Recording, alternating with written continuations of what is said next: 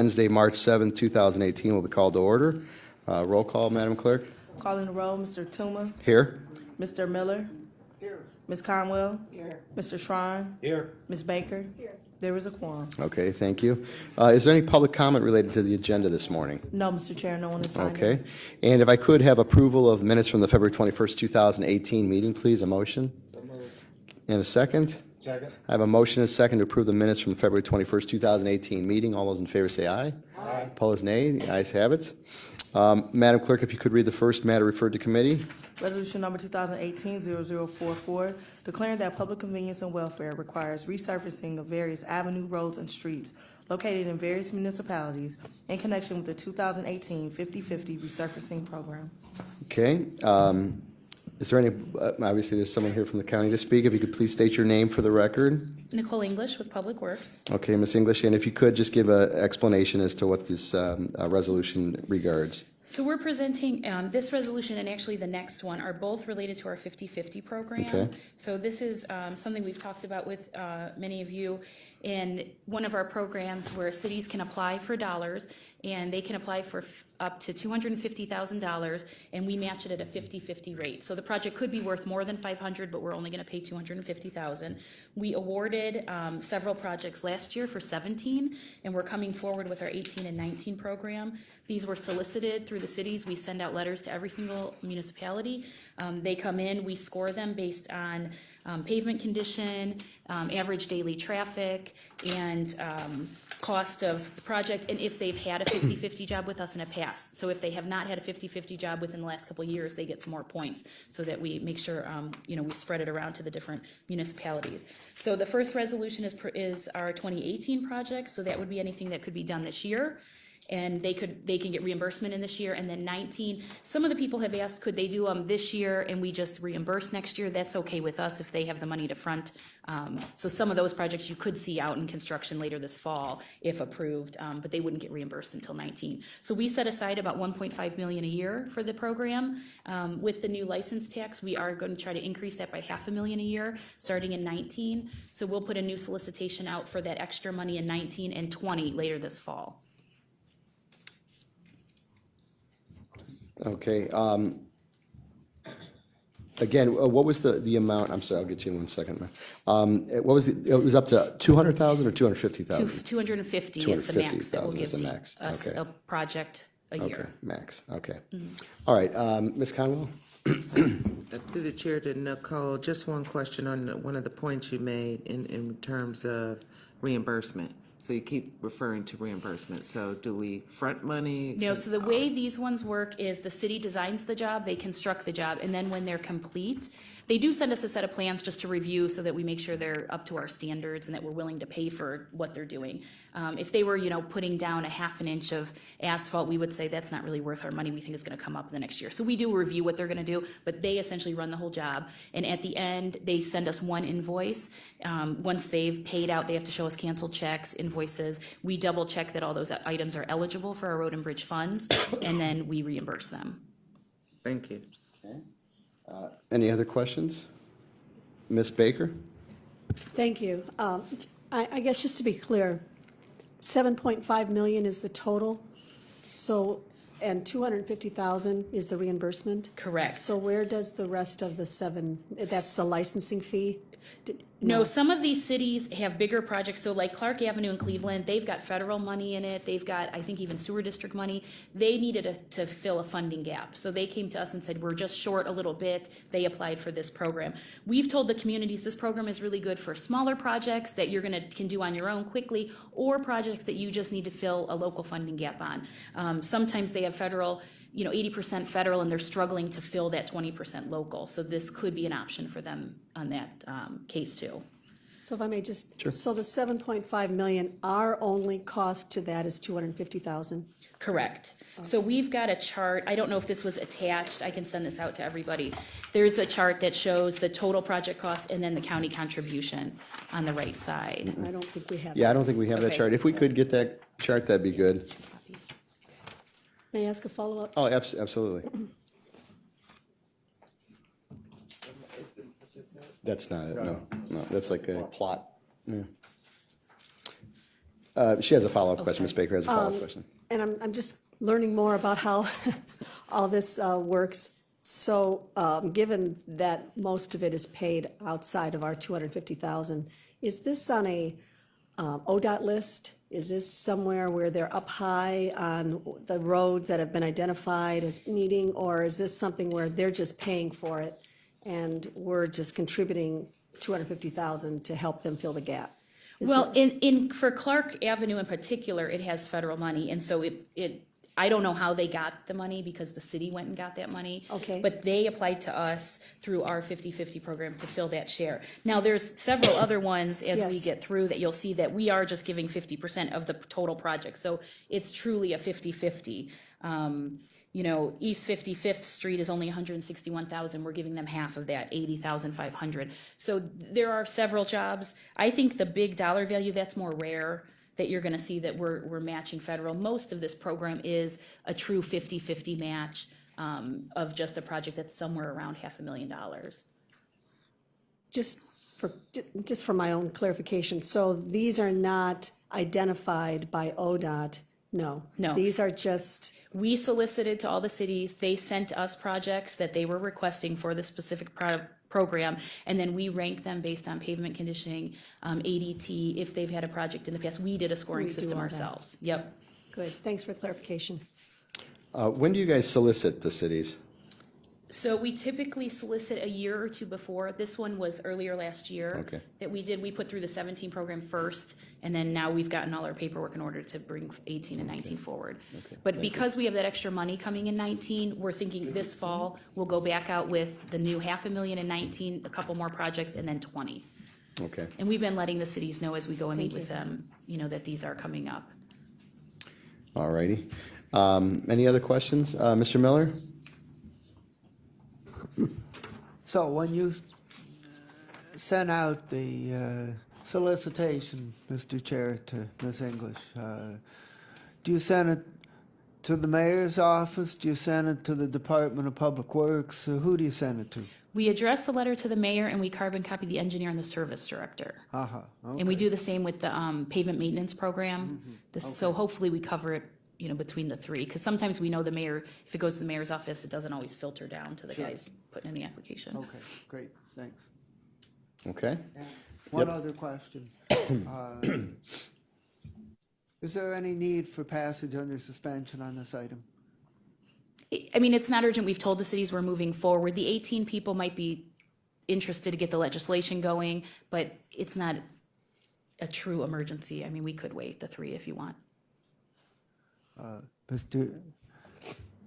Chair, I think that we should give them comfort and assurance, and I would suggest that we do the suspension on the 18, but we don't need to on the 19. Yeah, Would that's a that good make idea. sense?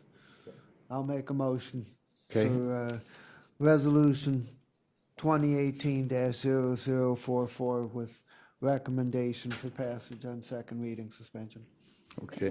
Mr. Chair, and can I have my name added to this one? Yes. So we have a motion and a second for second reading suspension. All those in favor say aye. Aye. Opposed, nay. Ayes have it. And Ms. Conwell would like her name added to this legislation, as I would as well. Okay. Anyone else, or? Wait, okay. All right. With that, then the second resolution, you said is kind of a companion piece here, but if you could read the resolution there. Resolution number 2018-0045, declaring that public convenience and welfare requires resurfacing of various roads and a boulevard located in various municipalities in connection with the 2019 50/50 resurfacing program. Okay. And Ms. English, if you have anything to add to this resolution, or is it similar? No, this is similar. You'll see it on the bottom of the chart. And I think these projects are all the 50/50 type. There's none of those big jobs like Clark on there. There's a couple that are over, 740,000, but we're still only giving the 250. But the idea is probably the locals paying for the rest of that Okay. project. All right. Any questions on this piece of legislation? Move to adopt. Okay. Chairman. Yeah, Mr. Miller? I'd like to request if my name could be added. Thank you. Okay. Anyone else name added here? Okay, Mr. Miller would like his name added, and we have a motion to adopt. And a second. All those in favor say aye. Aye. Opposed, nay. Ayes have it. Thank you. Madam Clerk, if you could read the next resolution. Resolution number 2018-0046, authorizing an initial project application to Ohio Department of Transportation State Infrastructure Bank for a loan in the amount not to exceed $10,358,800 for the Royalton Road widening project in the city of North Royalton. Okay, and if we could have an explanation as to this resolution. Looks like there's a pretty big project here.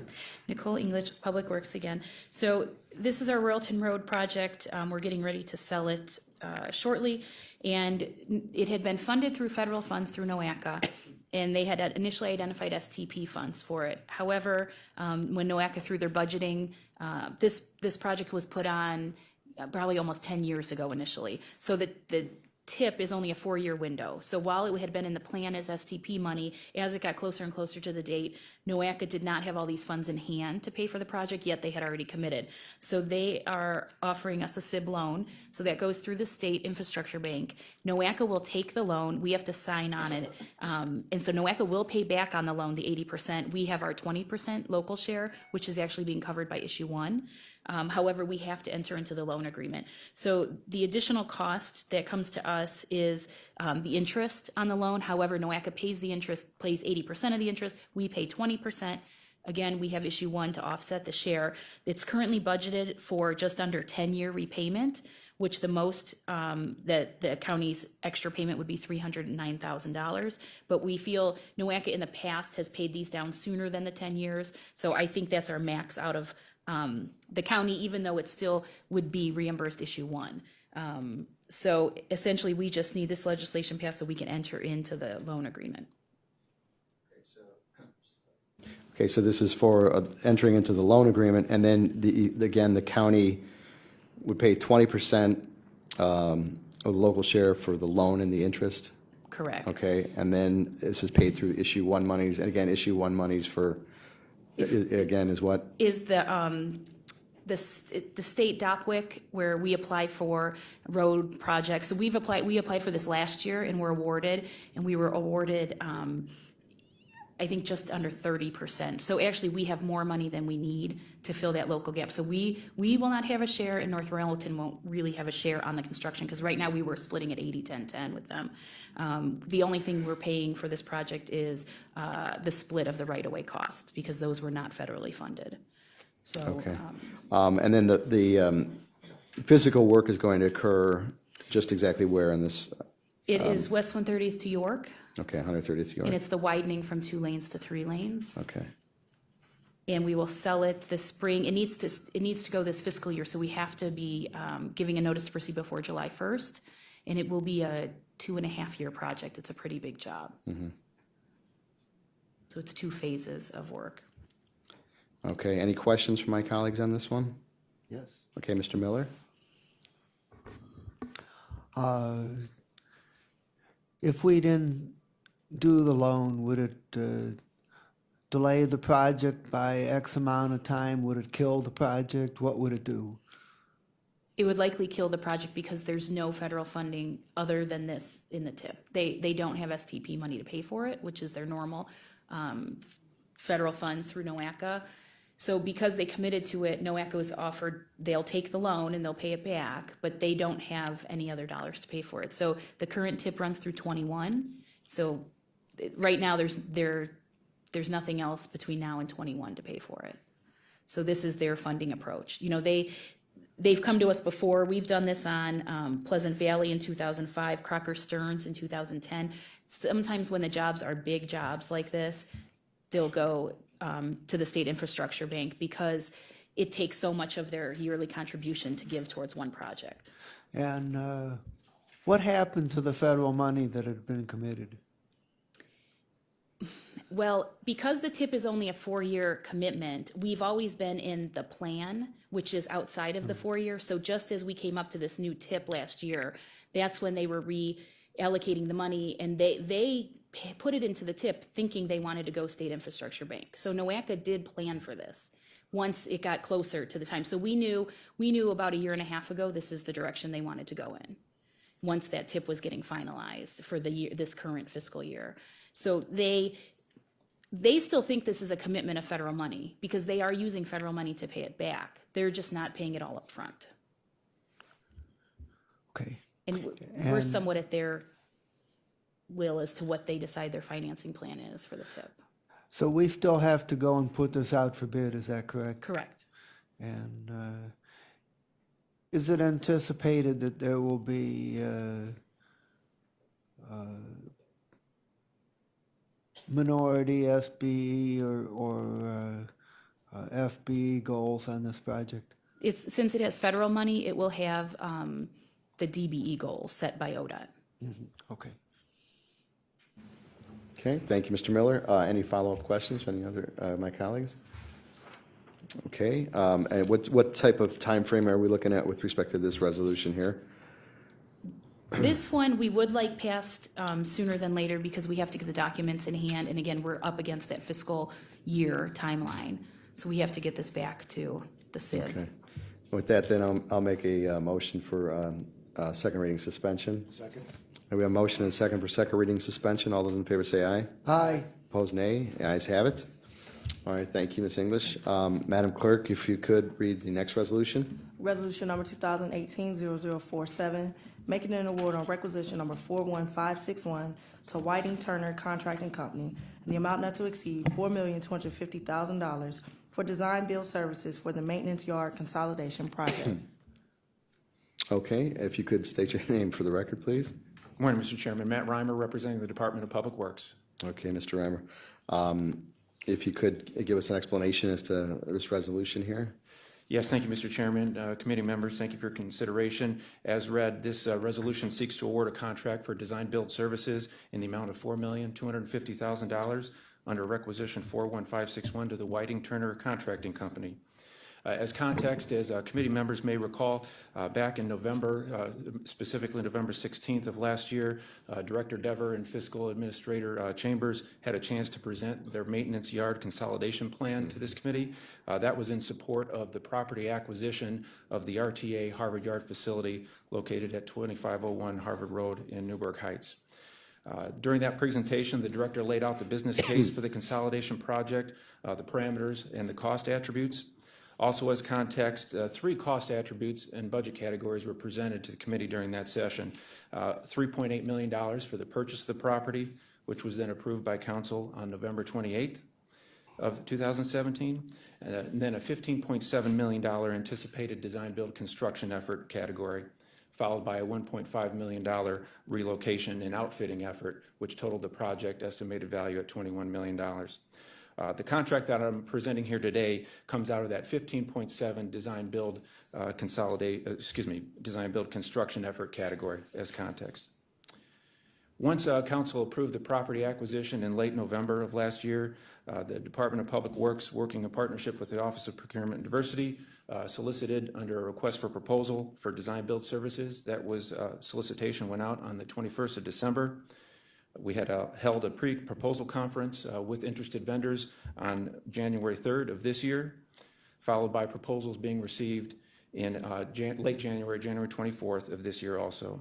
4 proposals were received. At that time, a selection committee by Department of Public Works stakeholders and leadership was held, ranked the proposals, and then we held interviews with all 4 design builders on February 8th of this year, at which time the Whiting Turner Contracting Company was recommended for the design build services contract. As I mentioned, the value of this contract is for $4.25 million initially.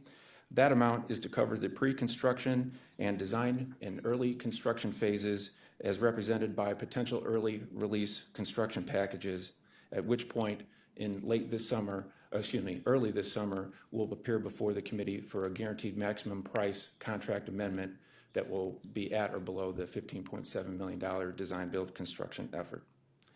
With that, thank you for your consideration. Happy to answer any of your questions. Okay, so first then, so we're going to be getting an amended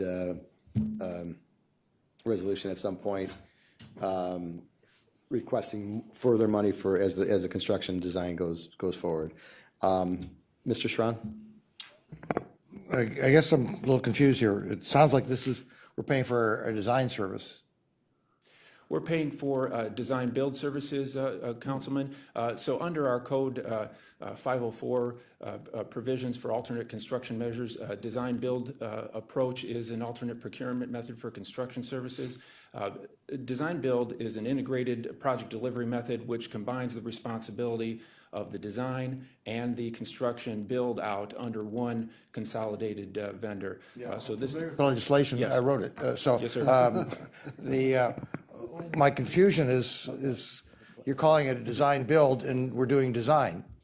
Why aren't we here having one conversation about design build as the term implies, that the designer and the builder are all one integrated contract, as opposed to here having a conversation about design, and then we're gonna have a conversation a little bit later about build?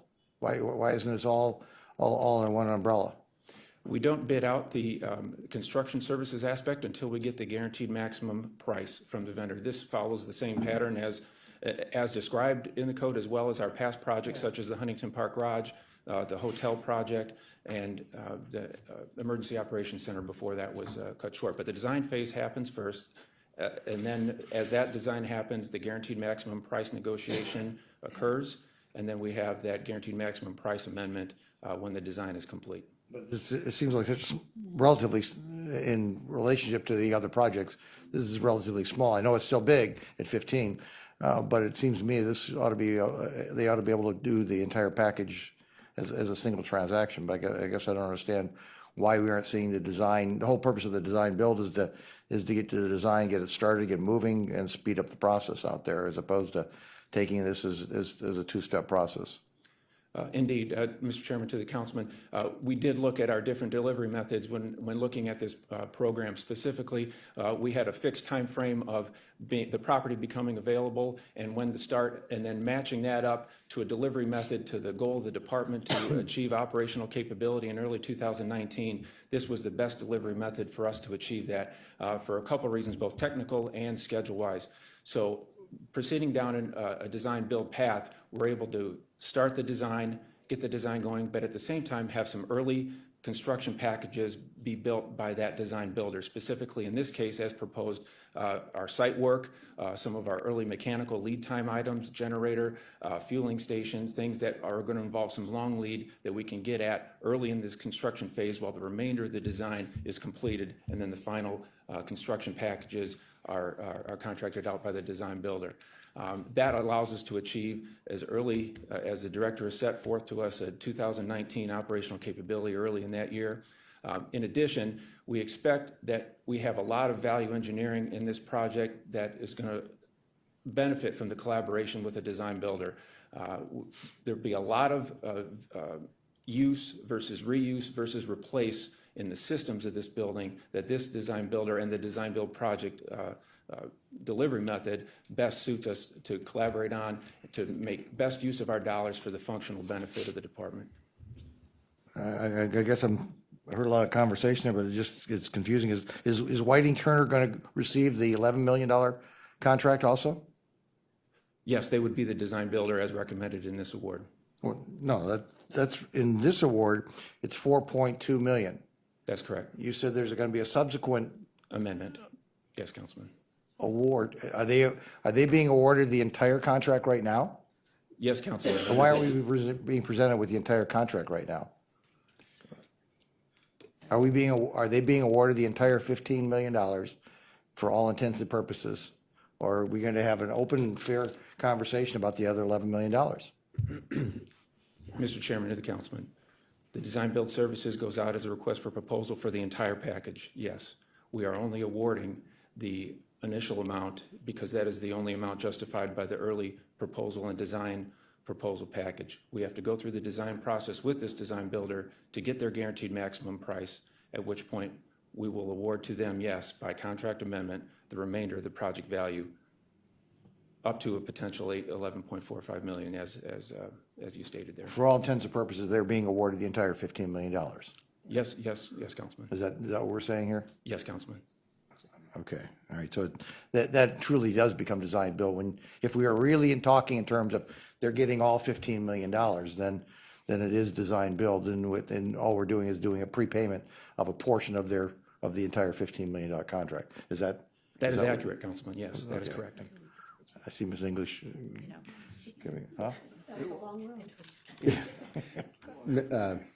Yeah, Anything further? until we get to the guaranteed maximum price by this vendor, yes, Councilman.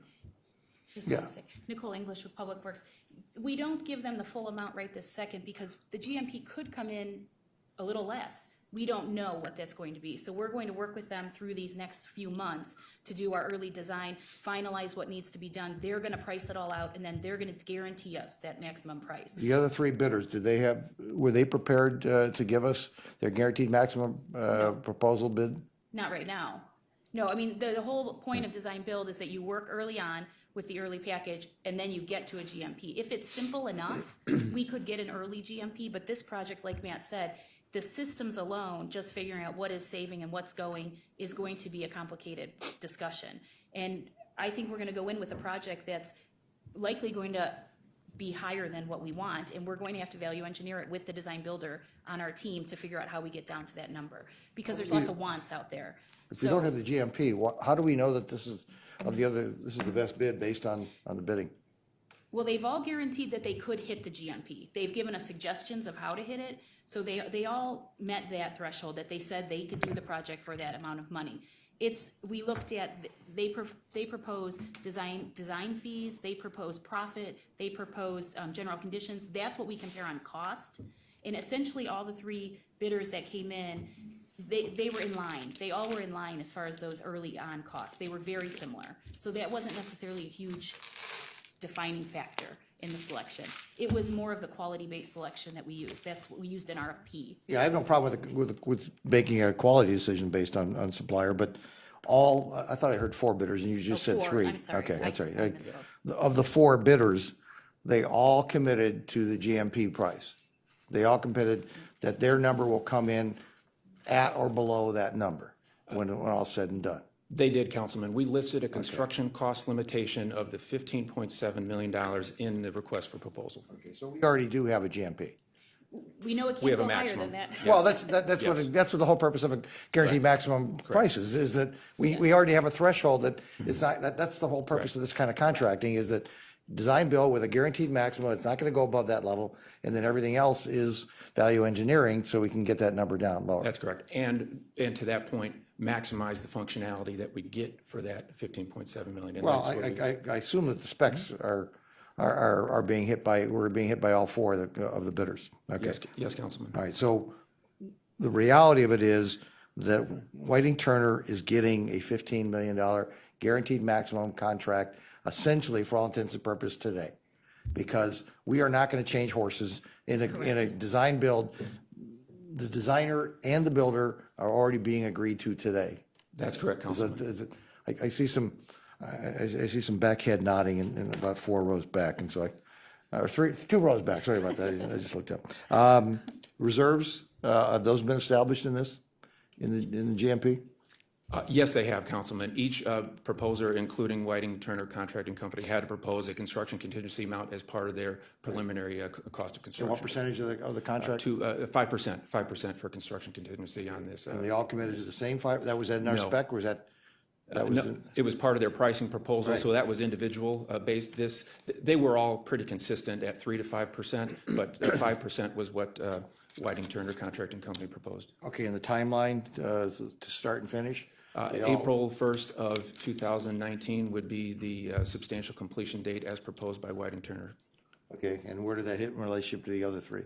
Because time is money. It was the earliest, Councilman. Okay, very good, thank you. Okay, any further questions? Yeah. Mr. Miller?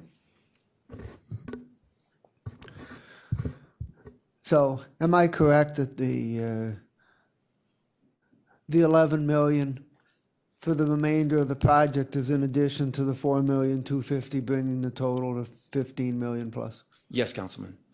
And who were the other 3 contractors that bid on this project? So they were design-build teams. The Whiting Turner Contracting team teamed with Karpinski Engineering and Bialowski Cleveland as their design consultants. Another group, Regency Construction, their engineering firm escapes me at the moment, but I can look that up and reply to that to you offline. John G. Johnson teamed with RP Madison, as well as Shook Construction was the fourth. Teamed with K2M Design and Osborne Engineering. And what elements proved to be critical in the decision-making process? Mr. Chairman, to the councilman, some of the values that the selection committee documented for this, that set this design builder apart, was a superior project management approach that set themselves apart from the other proposals, specifically very formal and practiced project management control and risk management processes. And an approach, as I mentioned earlier, to early construction packages that streamlined the schedule to get us the best possible operational capability date in early 2019. In addition, their design team presented an innovative design approach which put their mechanical and electrical engineer as the lead. This is primarily, as I mentioned, a systems project, and having the mechanical and electrical as the lead versus a sub to the architect was an innovative approach that we found a lot of value in. They also proposed design assist contracts early in the construction process that brings in the builder elements early in the design to get into that use, reuse, or replace of systems that I mentioned earlier that best set them apart from other proposals. And they had a superior diversity program approach to the engineering effort and a commitment to meet the aggressive goals in the diversity manual for this project on the trades packages. Also, they had an established relationship between these entities that made up the design-build team on the most similar in size scoped project that we had to compare against, as well as significant design-build experiences at Miami University of Ohio for this vendor. And what's the anticipated construction start date? We would anticipate in the early packages somewhere around the May 2018 timeframe for some of the early work on the site. And how is this project being paid for? This project is being paid for as presented in the consolidation plan by a breakdown of road and bridge, by sanitary service fund, which is 70% of the project costs paid over time back to the general fund reserves, initially fronted by general fund reserves, 70% by sanitary, 20% by road and bridge, and 10% from the fleet services internal fund. And how long is it going to be paid over? I believe 15 years. I'll look to Director Keenan. 15 years. Okay. Okay. Thank you, Mr. Miller. Mr. Schron? Yeah, just not to get down too deep in the weeds, but because we're going to be going to, I hope, a very aggressive computerized ERP package in the very near future, are we pulling high-speed fibering and everything into to support this building, or let me just hope that we're using the highest, latest, greatest technology, because this is going to be an online communications tool where we're going to want this equipment to be out there and working and backfilling for all the needs. So I'm just hoping it's getting the backbone of this the spine is being pulled with fiber and things of that nature. Do you know if it's in the construction specs? Mr. Chairman, to the councilman, it certainly will be, sir, because this will be command central for Right, the sanitary exactly. crews that are using that ERP and about ready to embark on that effort, sir. So we will meet those requirements. Yes, Okay, just want to make sure that we put in the latest and greatest high tech into this, because this is going to be the central location for the entire county call center. Thank you. Good question. Thank you. Any additional questions? Okay. Thank you, Mr. Reimer. Again, as far as the timeline here, what are we looking to do as far as moving this along? Mr. Chairman, we would appreciate the consideration for second reading adoption under suspension of the rules. Okay.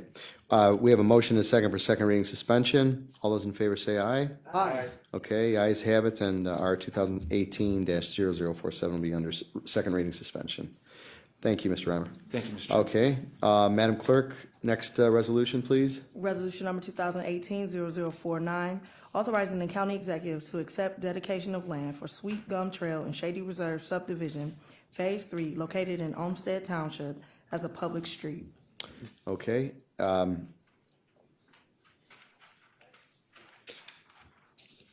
I see Mr. Coyne's here. Good morning. Good The morning. resolution before you today is simply for the county to accept the right-of-way under a new public street that's been constructed in Olmsted Township. And that is in Phase 3 of Shady Reserve subdivision. And the developer is K. Hovnanian Homes. They've built this Section 3 of the subdivision, and this road, Sweet Gum Trail, is there. And by ordinance and code, in the unincorporated area of the county accepts that road once it's complete. I will add that there are maintenance agreements, maintenance bonds on this road, so that should something happen in a 2-year period, it would be taken care of.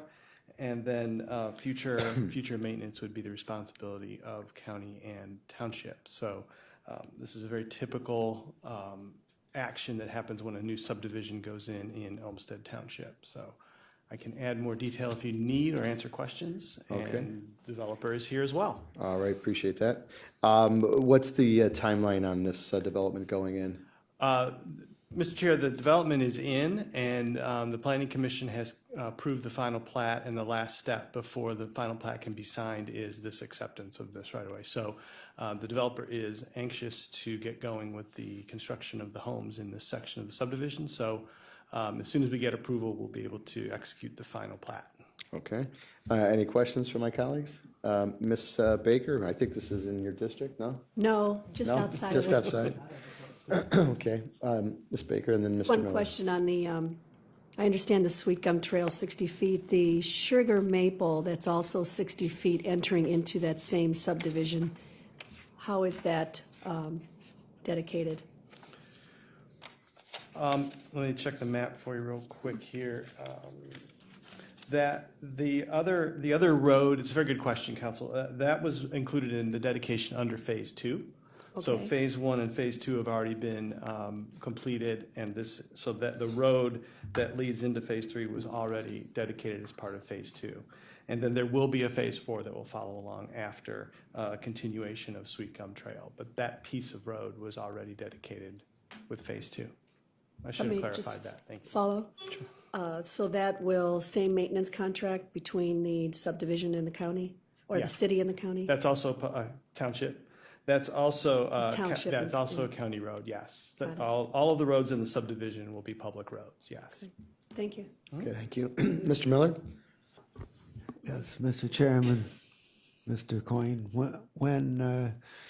when you say that in the future, the maintenance will be the responsibility of the county and the township, how does that work?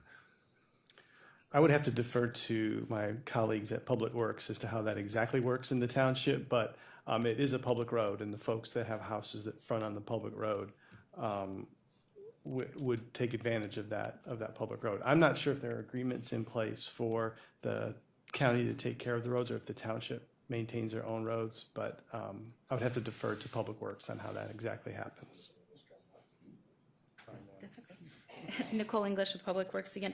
The county maintains the county roads in the township. The local roads are the township. They maintain them. So if it's a county road, but these are not being dedicated as county roads, right? This is local roads we're dedicating. Yeah, so that's taken care of by the township itself. And then actually, we have an agreement with the township where we're giving them funds every year to maintain. So even though they're the county responsibility, the township is even doing the maintenance out there, but we are paying for it. So as far as snow removal and crack sealing, the township is doing that work. We're paying for it on county roads. They do it on local roads. Okay, thank you.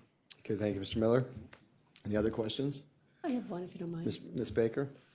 I'm just curious, my experience on Westlake City Council, some of these contractors and builders would want smaller lots so they get more homes on a street. And in exchange, then the homeowners association pays for the road. Is there anything like that here? Are these full lots, and did they narrow them at all to get more homes on it? Is there anything like that negotiated? Or is that outside your? No. It's a great question. I'm trying to give you the best answer. There were some cases in the township where private roads were approved, which allowed a smaller road and smaller lots. Right. The township has adopted a policy in the last 3 or 4 years where they don't do that anymore. So they only want public roads.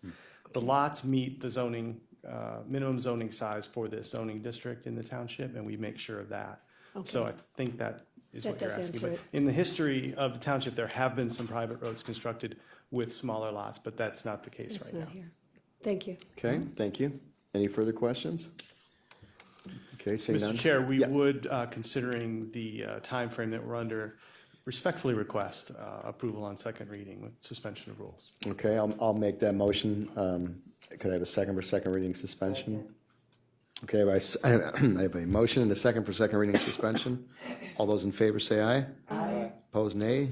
The ayes have it. And Resolution 2018-0049 will be under second reading suspension, recommended to council. All right, thank you. Thank you. Okay, is there any other miscellaneous business before the committee this morning from my colleagues? Okay, and Madam Clerk, is there any other public comment? No, Mr. Chair, no one has signed in. Okay, nobody's out there? Okay, with that, could I have a motion to adjourn? Okay, I have a motion and a second to adjourn. All those in favor say aye.